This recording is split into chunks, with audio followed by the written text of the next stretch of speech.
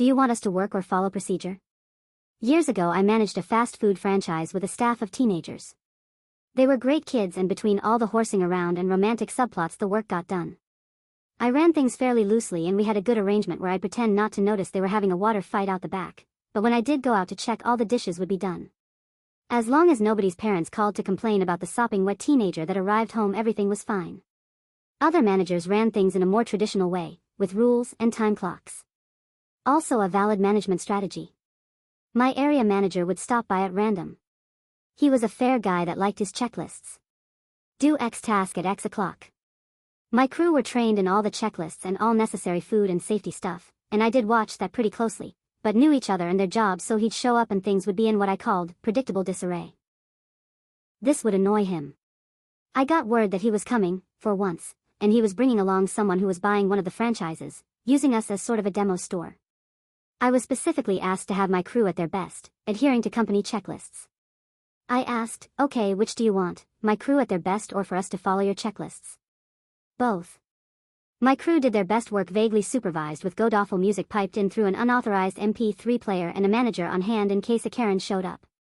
Water fights and crude insults on the fridge door were common, and they'd routinely lock each other in the walk-in freezer. I was fine with all this, because when a bus of hungry football fans showed up 20 minutes to closing in order to feast, my crew hustled, and we still got out on time. They knew their shit and did it their way. My cashiers would trade based on their needs, so everyone got a moment to have a drink or pee without interrupting service. My line cook would run all 3 stations from his station, ensuring perfect coordination and hot, fresh food. I only interfered when it was necessary and was able to be backup for everyone. But stick to the company-issued checklists? Okay. I pulled everyone off the line individually and revised the appropriate checklists with them to make sure everyone knew what they were supposed to be doing. I passed on the order that today's shift was to be run using the checklists, and everyone should do the best they could. It was chaos. Dinner rush hit, and bought a slew of just off-duty paramedics from the nearby hospital. Fresh off shift, tired from a training session, and hungry. But my checklist planning had only allowed for a Tuesday night dinner rush of people on their way home picking up dinner. I had reserves, but without a crew who worked in sync, each taking the spot they were best suited to, I was stuck with bodies in slots doing the best they could.